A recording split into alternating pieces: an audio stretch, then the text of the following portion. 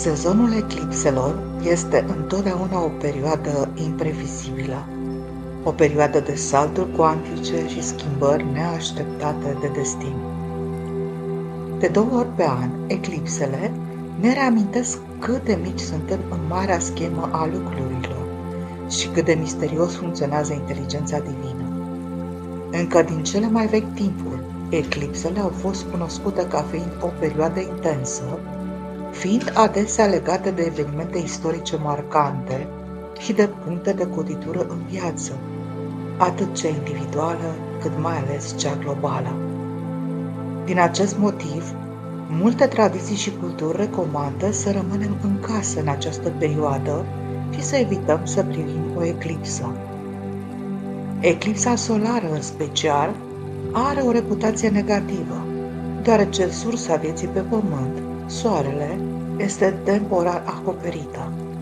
Acest lucru simbolizează un obstacol în calea clarității, conștiinței și conștientizării pe care Soarele le reprezintă în viața noastră.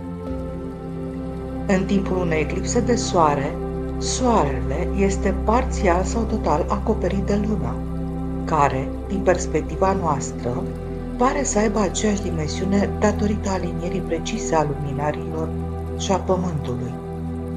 În timpul eclipselor solare inelare, Soarele este aproape complet acoperit, cu excepția unui inel de lumină care înconjoară Luna. Acest inel de foc din jurul Lunii ne amintește că, chiar și în momentele de întuneric cel mai profund, lumina este încă prezentă și își găsește calea de a străluci. Îmbrățișând atât sfârșiturile cât și începuturile, eclipsele solare sunt luni noi, extrem de puternice, încărcate cu o energie care are loc atunci când Soarele și Luna se întâlnesc în proximitatea nodurilor lunare, puncte ale destinului și karmei, precum și ale sorții. De 2 sau de 3 ori pe an, aceste evenimente aduc un val de reînnoire și renovare în viața noastră, deschizând uși către o nouă realitate și facilitând salturi cuantice și descoperiri bruște. Eclipsele solare ne amintesc de asemenea că confuzia, dezorientarea și haosul preced de cele mai multe ori claritatea. Ele ne invită să ne adâncim introspecția și ne încurajează să revenim în aliniere înainte de a continua să înaintăm pe firul vieții. Este important de menționat că pe data de 2 octombrie experimentăm ultima eclipsă în balanță din acest ciclu. Nu vom mai avea alta în acest semn timp de 9 ani, adică până în 2033. Acest eveniment aduce la îndeplinire o călătorie prin care am trecut de când nodul sud a pătruns în semnul balanței în iulie 2023 și reprezintă atât începutul unui nou capitol din viețile noastre, cât și sfârșitul unui ciclu. Luna nouă de miercuri 2 octombrie se află la 10 grade și 3 secunde în semnul balanței. Această poziție accentuează tema echilibrului, relațiilor și armoniei, invitând la reflecție și schimbare în aceste arii ale vieții noastre. Eclipsa solară din balanță, care coincide cu această lună nouă în balanță, va dura un total de 6 ore. Având loc în semnul relațiilor, armoniei și păcii, luna nouă și eclipsa solară inelară în balanță ne îndeamnă la o transformare radicală în modul în care ne conectăm cu ceilalți, precum și în felul în care creăm și percepem echilibrul, pacea și armonia. În balanță, această eclipsă solară reprezintă o invitație de a renunța la obiceiurile și relațiile vechi, familiare, care și-au încheiat cursul, care și-au pierdut sensul sau care ne împiedică să creștem în loc să ne susțină dezvoltarea. Doar procedând astfel, vom putea face loc pentru relații noi, care sunt cu adevărat în aliniere cu cine suntem, cine vrem să devenim și cine aspirăm să fim. Am experimentat deja o eclipsă solară de lună nouă în semnul Balanței, acum aproximativ un an, pe data de 14 octombrie 2023. Acum, pe data de 2 octombrie, este un moment puternic pentru a reflecta asupra a ceea ce s-a întâmplat în viața și în relațiile noastre atunci, asupra intențiilor pe care le-am stabilit, deciziilor pe care le-am luat și a modului în care s-au desfășurat lucrurile în ultimul an din viața noastră, în special în domeniul relațiilor romantice sau de oricare altă natură. Acum, pe data de 2 octombrie, avem oportunitatea de a recunoaște ce s-a întâmplat în ultimul an, ce nu s-a schimbat și ce am învățat. Această eclipsă solară la luna nouă în Balanță începe o altă călătorie de 6 luni de transformare a relațiilor noastre și a modului în care ne manifestăm în ele. Acest eveniment este o oportunitate de a clarifica ce nevoi și dorințe avem și ce trebuie să schimbăm în noi înșine pentru a manifesta relațiile la care aspirăm. Eclipsa solară face câteva aspecte importante. Primul dintre ele este conjuncția ei cu nodul sud. Nodul sud este punctul de pe orbita lunii asociat cu karma, trecutului, obiceiurile familiare, dar și cu darurile și talentele care vin natural către noi, pentru că le-am manifestat deja în alte existențe. De asemenea, el dezvăluie cele mai adânci înrădăcinate tipare, compulsiile și nevrozele care ne epuizează, ne țin pe loc și ne tocesc energia. La nivel colectiv, nodul sud aflat în tranzit reprezintă o energie în care avem tendința să ne blocăm și pe care învățăm să o echilibrăm, să o eliberăm și să o integrăm, întrupând opusul acesteia simbolizat de nodul nord. Când eclipsele se produc pe nodul sud, acestea cer o curățare a vechiului pentru a face loc noului. Ele ne arată ce tipare trebuie eliberate și ce trebuie să se schimbe în noi pentru a avea experiențe diferite. Acest eveniment este și o oportunitate de a recunoaște ce obiceiuri trebuie să eliberăm și cum avem nevoie să ne vindecăm pentru a rupe ciclurile de disfuncție, compulsie și suferință. Implicarea nodului nord în această zi te poate face să simți că trebuie să decizi drumul tău înainte. Poți simți că trebuie să faci ceva pentru a scăpa de energia pe care o experimentezi. Uneori însă este mai bine să stai cu energia din tine decât să decizi cum să schimbi această energie. Poți simți o dorință puternică de a crea schimbări acum, însă întreabă-te dacă acestea se întâmplă doar ca o reacție la sentimentele neplăcute din tine sau dacă vine dintr-un loc de echilibru. Găsește echilibru în tine și decide cum vrei să mergi mai departe. Dacă nu poți găsi acest echilibru, atunci stai cu disconfortul până îl vei găsi, amintindu-ți că deciziile luate din acest loc te vor conecta întotdeauna la calea potrivită. Lasă eclipsa să-ți dezvăluie ceea ce ai nevoie și amintește-ți să revii mereu la centrul tău, până când vei avea întregul tablou foarte clar.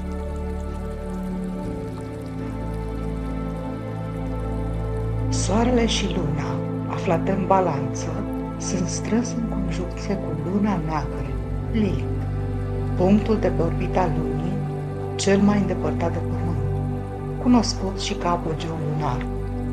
Luna nouă în conjuncție cu Lilith, la 0 grade și 30 de minute, creează o energie feminină puternică. Lilith este asociată cu aspectul întunecat al femininului și cu fațetele femininului care au fost demonizate, ostracizate și condamnate de-a lungul mileniilor. Mitologic, Lilith era o femeie puternică și independentă, ea căutând egalitatea, nu controlul, și de aceea ea s-a răzvrătit împotriva supunerii.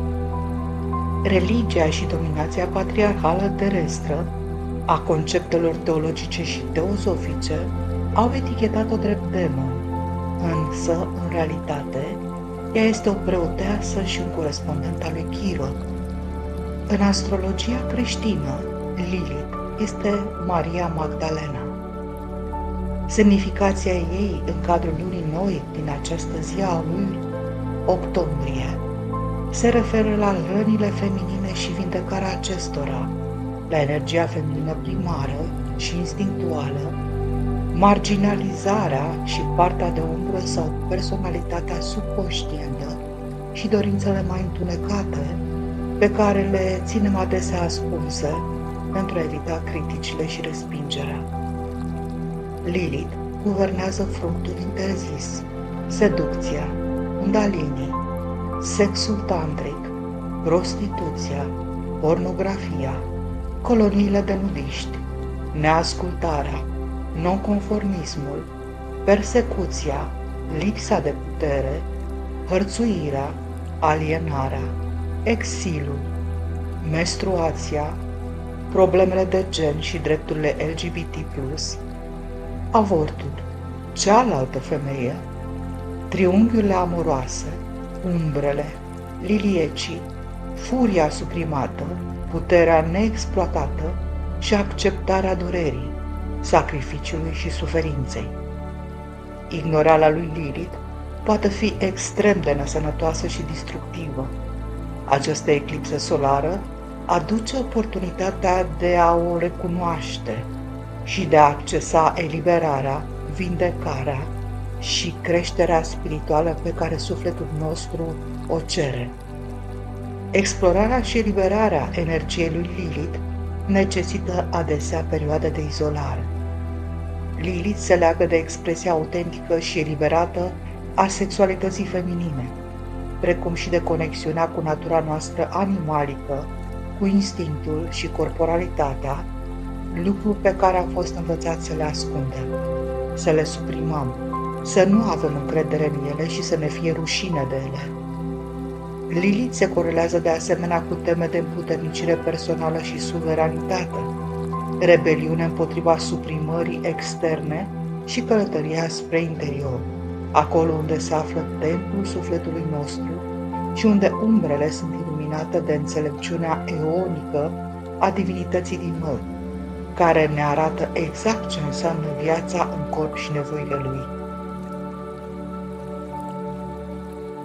Conexiunea dintre eclipsă și Lilith sugerează că în săptămânile și lunile următoare se va pune un accent puternic pe transformarea relației noastre cu părțile instinctuale, sălbatice, iraționale și nestăpânite ale ființei. Această configurație ne cheamă la o reînnoire a relației noastre cu aspectul întunecat al femininului, cu haosul, cu sexualitatea noastră și subliniază importanța alegerii de a trăi în aliniere cu adevărul nostru. Proximitatea dintre Lilith și eclipsă subliniază de asemenea necesitatea de a integra energia lui Lilith în conștiință și de a face lumină în cele mai întunecate colțuri ale conștiinței noastre. Soarele și luna și Lilith sunt de asemenea în conjuncție cu Mercur aflat în balanță și în quadratură cu Marte aflată în rac în această perioadă. Luna nouă în conjuncție cu Mercur aflat la 1 grad și 28 de minute accentuează gândirea și comunicarea. Aduce vigilență mentală, gândire rapidă, adaptabilitate și curiozitate. Este de așteptat o interacțiune personală crescută în vecinătatea dumneavoastră cu frații, în școli și pe internet. Această aliniere favorizează împărtășirea ideilor, planificarea, cumpărarea și vânzarea, negocierea și întâlnirea de oameni noi. Cu toate acestea, un ritm de viață mai alert, noi informații de procesat și decizii critice pot duce la confuzie și anxietate. O eclipsă solară în conjuncție cu Mercur sugerează noi informații semnificative și revelații pe parcursul acestui ciclu de eclipsă. Pot apărea lideri politici, religioși sau culturali extrem de carismatici, cu mesaje importante de împărtășit. Conjuncția cu Mercur accentuează nevoia de a îmbrățișa un nou mod de a gândi despre relații și de a comunica în cadrul acestora, ceea ce face ca semnificația spirituală a lunii noi din octombrie să includă noi informații semnificative, mesaje și revelații. Acest aspect reprezintă o oportunitate unică de a recunoaște ce trebuie schimbat în tiparele noastre de gândire, în așteptările noastre și în comunicarea pe care o avem, pentru a rupe ciclurile disfuncționale și a crea conexiuni la care aspirăm să avem parte. Este posibil să te simți copleșit de informații sau să iei parte la discuții intense. Balanța te învață să asculți cu deschidere, dar să-ți rezervi opiniile sau judecățile până când întreaga poveste este spusă. Poate fi tentant să reacționezi, mai ales dacă ești declanșat, pentru că eclipsa aduce la suprafață emoții intense care pot fi dificil de gestionat. Mercur aflat în conjuncție cu eclipsa solară poate indica de asemenea apariția unui lider politic, religios sau cultural care are un mesaj deosebit de important de împărtășit. Quadratura cu Marte în Rac a eclipsei evidențiază tensiunea dintre atracția față de trecut, modalitățile familiale de a aborda atașamentele și relațiile și dorința de a crea tipare și obiceiuri noi. Această configurație subliniază efortul necesar pentru a vindeca rănile din copilărie în așa fel încât să ne permită să avem relații diferite, aducând în cele din urmă conștientizarea asupra muncii interioare necesare pentru a ne îndrepta spre maturitate emoțională. Observă sentimentele de neliniște, nerăbdare sau pură furie. Observă și orice frustrare care apare legată de lipsa de direcție în tine sau în lume. Marte agită multe emoții, însă din fericire Racul, care ne ajută să ne simțim intuiția dincolo de dorința de a acționa, poate ajuta în această perioadă la atenuarea intensității lui Marte. Luna nouă din octombrie se aliniază de asemenea și cu elemente astrologice mai puțin utilizate în analize și predicții, precum Makemake. Makemake este un obiect transneptunian, o planetă pitică, numită după zeul fertilității al poporului Rapa Nui de pe insula Paștelui. Descoperit în 2005, are o perioadă orbitală de 306 ani și reprezintă aspecte unice și mai puțin explorate ale naturii umane, având o influență distinctă. Makemake se află la 0 grade și 12 minute față de actuala eclipsă de lună și are o influență mai incertă, deoarece s-au făcut puține cercetări astrologice despre această planetă pitică și obiect transneptunian.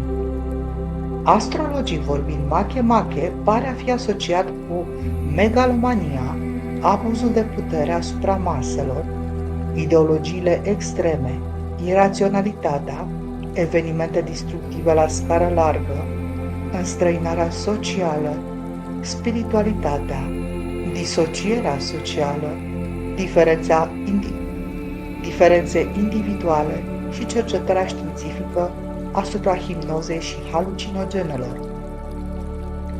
Emoțional putem identifica elemente de isterie în masă, nebunie, stări de transă, extaz spiritual, halucinații, megalomanie, conexiuni metafizice, abilități mediumnice, hipnoză și, cel mai important, disociere de normă. Social, putem simți haos, megalomanie, genocid, idealism extrem, iraționalitate, eforturi sacrificiale, practici de vindecare, pelerinaje și ritualuri. În general, există o conexiune profundă între ciclul lui Make-Make și dezvoltarea dinamicilor extatice, tulburătoare și adesea este numit țapul ispășitor. Make-Make a fost asociat și cu reluarea sau continuarea sub circumstanțe schimbate a anumitor evenimente din viața noastră. Fenomene UFO, călătorii spațiale, culturi extraterestre și întoarcerea acasă a particulelor de suflet și a fragmentelor de suflet. Cum am spune, îmi chem particulele de suflet acasă. În practică, Make-Make poate indica situații în care există o nevoie puternică de a redefini regulile, de a transforma sistemele sociale sau de a găsi un echilibru între nevoile colective și cele individuale. Această planetă pitică invită la conștientizarea momentelor de transformare profundă și la dezvoltarea unei perspective mai ample asupra modului în care evoluăm atât ca indivizi cât și ca societate. Această eclipsă solară extrem de puternică și intensă va aduce la suprafață multe crize actuale. Pot apărea războaie, foamete, epidemii, evenimente dramatice cu impact asupra vieții, mesaje importante, revelații tulburătoare și dezvăluirea unor secrete întunecate și sordide. Tot în cadrul așa ziselor coincidențe ale momentului eclipsei actuale, din punct de vedere astrologic, este și momentul apariției primei comete strălucitoare din ultimii aproape 30 de ani. Cometa Tsukinshan Atlas, aflată la 22 de grade și 54 de minute în constelația Fecioarei, dar care nu este vizibilă în horoscop. Cometa Tsukinshan Atlas sugerează de asemenea un mesaj semnificativ și apariția unui agent de schimbare. Această cometă este aproape de eclipsă și este vizibilă doar câteva zile înainte de aceasta. Coincidența unei eclipse solare cu o fereastră rară de 3 zile de vizibilitate a unei comete strălucitoare este uluitoare, nu-i așa? Și trebuie să aibă ramificații profunde, mă gândesc. Sugerează crize actuale care ating apogeul, războaie, foamete, epidemii, cutremure, schimbări radicale și perturbări politice, dar și comerciale și financiare.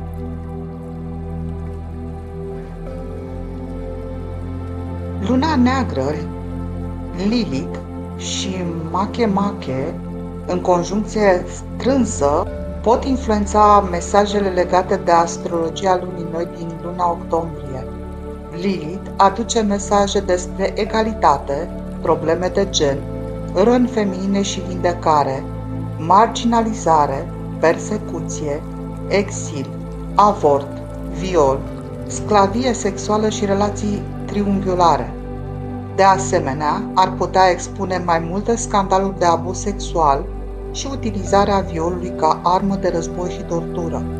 Make-Make a fost numit după zeul fertilității al poporului Rapa Nui de pe insula Paștelui, iar într-o coincidență uimitoare, insula Paștelui este una dintre puținele mase de uscat pe calea eclipsei solare din data de 2 octombrie. Influența sa astrologică poate implica haos, megalomanie, abuz de putere asupra maselor, ideologii extreme și iraționalitate, evenimente destructive la scară largă, călătorii spațiale, extraterestri și OZN-uri. Influența stelară majoră provine de la Vindemiatrix, văduvitoarea. Dintre toate stelele fixe, aceasta se aseamănă cel mai mult cu Lilith. Ea aduce răutăți, scandaluri, impulsivitate și morți premature și dramatice. Astrologia lunii noi din octombrie este extrem de puternică și intensă. O aliniere unică de eclipsă solară, Mercur, Lilith, Makemake și o cometă strălucitoare sunt destinate să aducă la suprafață multe crize, evenimente dramatice cu impact asupra vieții, mesaje importante, revelații tulburătoare și dezvăluirea unor secrete întunecate din partea sau despre persoane proeminente. Influența eclipsei solare din data de 2 octombrie, combinată cu cele ale eclipsei lunare din data de 17 septembrie, formează o fază de eclipsă care durează până la eclipsa lunară din 14 martie 2025. Eclipsa lunară anterioară a adus sensibilitate, confuzie, sacrificiu, pesimism, critică, suspiciune și potențial de schimbări pozitive, precum și trezire spirituală. Venus este guvernatoarea Soarelui și a Lunii în balanță. Studierea poziției sale ne oferă mai multe perspective asupra semnificației acestui moment. Venus se află acum în Scorpion, formând un mare trigon de apă cu Saturn aflat în Pești și cu Marte aflat în Rac. O configurație foarte favorabilă pentru călătoria noastră de maturizare relațională, spirituală și emoțională.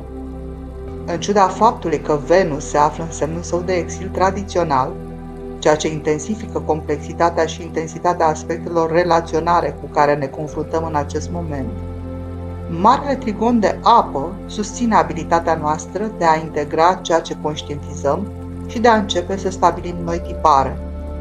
În cele din urmă, luna nouă și eclipsa solară în balanță reprezintă o oportunitate de a schimba drastic și radical obiceiurile adânc înrădăcinate privind relațiile, ținând cont că numai prin întruparea unui nou nivel de conștientizare de sine vom putea atrage și vom putea fi atrași de diferite tipuri de oameni. Ce înseamnă eclipsa solară și luna nouă în balanță pentru tine? Balanța este semnul dreptății. Această eclipsă solară și luna nouă în balanță apare într-o perioadă intensă de transformare colectivă. Ca semn al echilibrului și al dreptății, balanța poate aduce la suprafață în timpul acestei eclipse probleme legate de cum poate fi găsită pacea într-o lume dominată de diviziuni dramatice. Poate părea că lumea și națiunile sunt în conflict unele cu altele. În esența sa, energia balanței caută să înțeleagă toate părțile unei situații. Balanța posedă abilitatea unică de a ține două adevăruri opuse și de a le înțelege. Asta nu înseamnă că unul este considerat corect, iar celălalt greșit. Mai degrabă, balanța ne învață să înțelegem întregul tablou înainte de a face o judecată sau de a lua o poziție și o decizie. Dreptatea adevărată prevalează atunci când întregul adevăr este dezvăluit. Pe parcursul acestei eclipse, observă ce adevăruri apar pentru tine și în jurul tău. Apoi, întreabă-te dacă sunt cu adevărat adevărate. Această eclipsă este o perioadă în care să pui sub semnul întrebării totul, atât în interiorul tău cât și în jurul tău. Nu pentru a dovedi contrariul, ci pentru a înțelege și a decide dacă aceste adevăruri sunt reale pentru tine. Guvernată de elementul aer, balanța ne conectează cu ceilalți. Această energie ne mută focusul de pe noi înșine și ne reamintește că trăim într-o lume plină de alte ființe. Aceste persoane ne pot ajuta să creștem, să admitem atunci când am greșit și, cel mai important, să ne bucurăm de viață. Oamenii pe care îi alegem ca parteneri joacă roluri esențiale în evoluția noastră energetică. Dacă suntem deschiși, partenerii noștri ne pot învăța lucruri despre noi pe care altfel nu le-am fi aflat. Această perioadă este un moment în care să îmbrățișăm oameni din viața noastră și să învățăm împreună. Primul și cel mai important pas în creșterea alături de o altă persoană este să te iubești pe tine însuți. Relația cu tine este planul pentru fiecare altă relație pe care o vei avea în această viață. Modul în care te iubești pe tine este modul în care primești și oferi iubire celorlalți. Modul în care reacționezi la tine atunci când ești frustrat, trist sau dezamăgit este modul în care vei reacționa la ceilalți atunci când te vor frustra, întrista sau dezamăgi. Modul în care te vezi pe tine în fața provocărilor este modul în care te vei prezenta pentru ceilalți în fața provocărilor vis-a-vis de ei și a lor vis-a-vis de viață. În mod similar, modul în care te tratezi pe tine nu este doar modul în care îi tratezi pe ceilalți, ci și modul în care le permiți altora să te trateze. Pe parcursul sezonului balanței, uită-te mai întâi la relația ta cu tine însuți. Balanța este reprezentată de balanțele corecte și drepte. Această energie ne învață să căutăm constant echilibru între emoțiile noastre. Ne arată că viața nu va fi întotdeauna pașnică și că nu ne vom simți întotdeauna liniștiți. Totuși, avem capacitatea de a aduce pacea și calmul în noi înșine, folosind instrumentele potrivite. Această învățare poate include situații sau scenarii care ne provoacă și ne fac să ne simțim dezechilibrați, tocmai pentru a găsi un instrument care să ne readucă la pace. Dacă te confrunți cu circumstanțe dificile, privește-le ca pe oportunitate de a dezvolta un instrument sau o practică care să te mențină calm. Experimentează diferite tehnici de respirație, practici de afirmație și alte modalități de a rămâne în echilibru și în pace. Aceste instrumente pot fi la fel de simple ca și 3 respirații profunde cu ochii închiși pentru a-ți găsi centrul, sau poți găsi meditații scurte la care să te întorci în momente de nevoie. Cel mai important însă, balanța te ajută să înveți cum să te monitorizezi. Prima lecție a acestui sezon este să restabilești calmul în corpul tău, în mintea și în energia ta, după ce ai fost perturbat. A doua lecție este să prinzi indiciile subtile ale corpului, minții și respirației care îți spun când ești pe cale să simți dezechilibru. Petrece timp acordând atenție modului în care te simți chiar înainte de a-ți pierde cumpătul. Care sunt semnalele tale? Fii atent la respirație, la ritmul cardiac și la gândurile care îți trec prin minte. Apoi încearcă să folosești unul dintre instrumentele tale pentru a menține o energie armonioasă în fața adversității. Pe măsură ce găsești modalități de a te readuce la o stare calmă, la o energie de echilibru și de a menține acestea, vei descoperi că este mai ușor să construiești o bază de iubire de sine. Dacă devii tulburat sau reacționezi dintr-un loc dezechilibrat, amintește-ți că ești om și că ai multe emoții care se învârt în jurul tău. Este important să le recunoști și să ai răbdare cu tine însuți. Această practică te va ajuta să apreciezi pe ceilalți chiar și atunci când ei nu sunt perfecți. De asemenea, te va ajuta să accepti ghidarea și feedback-ul de la partenerii tăi. Când nu reușim să ne iubim necondiționat, totul pare un atac și devenim defensivi la cel mai mic sfat despre cum am putea să ne schimbăm în bine. Pare dureros în loc să pară util. Totuși, când ne iubim necondiționat, putem accepta sugestiile partenerului nostru și le putem experimenta sau cel puțin le putem lua în considerare. De asemenea, putem admite când am greșit și putem lucra pentru a ne îmbunătăți pentru data viitoare. Eclipsele au o modalitate de a crea haos energetic. Darul balanței este să ne învețe cum să recunoaștem când butoanele noastre au fost apăsate și suntem pe punctul de a pierde echilibru. Când observăm schimbările subtile din energia noastră care au loc înainte de a deveni dezechilibrați, putem evita o furtună potențială, putând rămâne calm în interior, în ciuda oricărui haos din jurul nostru. Balanța ne reamintește că acțiunea luată dintr-un loc de pace și echilibru este de 10 ori mai eficientă decât acțiunea luată dintr-un punct de dezechilibru. Așadar, observă impulsul de azi de a controla situațiile sau de a acționa doar de dragul de a face ceva. În schimb, întreabă-te dacă acțiunile pe care ești motivat să le faci provin dintr-un loc de echilibru sau dintr-unul de tumult. Există multe instrumente disponibile pentru a crea calm și pace în corpurile și mințile noastre și în energiile noastre. Ca semn de aer, balanța ne amintește că respirația noastră și modul în care respirăm ajută la crearea echilibrului în câmpurile noastre energetice. Respirația este primul tău instrument pentru a menține un echilibru energetic optim. Îți este întotdeauna disponibilă și poți să o folosești oriunde te afla sau orice face. Dacă te simți copleșit de cantitatea de informații care vine din diferite direcții, încetinește respirația și conectează-te cu propria ta pace interioară. Respirația ta este de asemenea un indiciu despre momentul în care echilibrul tău interior este perturbat sau este pe punctul de a fi deranjat. Când te simți dezechilibrat emoțional, respirația ta devine superficială. Poți chiar să-ți ții respirația. Balanța îți amintește că menținerea echilibrului înseamnă să te prinzi înainte ca dezechilibrul să apară. Încetinirea respirației te poate ajuta să te menții calm atunci când ești pe cale să reacționezi sau să devii instabil emoțional.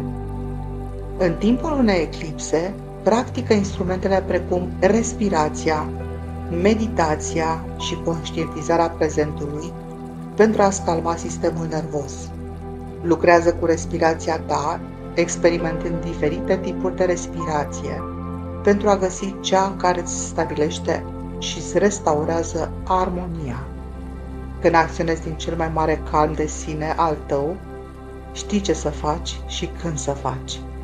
Poți descoperi că intuiția îți aduce rapid informații după eclipsă, care îți pot schimba total viziunile de viață. Lasă-ți intențiile să evolueze în același ritm în care evoluezi și tu. Intențiile pe care le formulăm după o eclipsă au o putere și mai mare și au un potențial mai mare de manifestare. Fii clar cu ceea ce vizualizezi și dorești să aduci în viața ta. Deși nu poți atrage ceva ce nu ți este destinat, poți trimite semnale mixte cu privire la ceea ce ești pregătit să primești. Poți, de asemenea, să-ți revizuiești și să-ți reschii intențiile ori de câte ori este necesar pentru a le rafina. Poți stabili intenții oricând după o eclipsă. Așadar, dragi călători ai vieții, pe data de 2 octombrie, eclipsa solară inelară în Balanță devine un portal spre renaștere, ca un inel de foc ce strălucește la granița dintre lumină și întuneric. Acesta este un moment de a arde ceea ce ne ține pe loc și de a renaște în adevărul nostru, eliberați de poverile trecutului. În profunzimea acestei umbre care cade peste soare, ne regăsim puterea de a îmbrățișa haosul, de a asculta șoaptele sufletului și de a ne deschide către noi posibilități cu o claritate mai vie ca oricând. Fie ca sufletul nostru să fie binecuvântat cu liniștea transformării, curajul de a îmbrățișa necunoscutul și lumina care se naște din propria noastră autenticitate.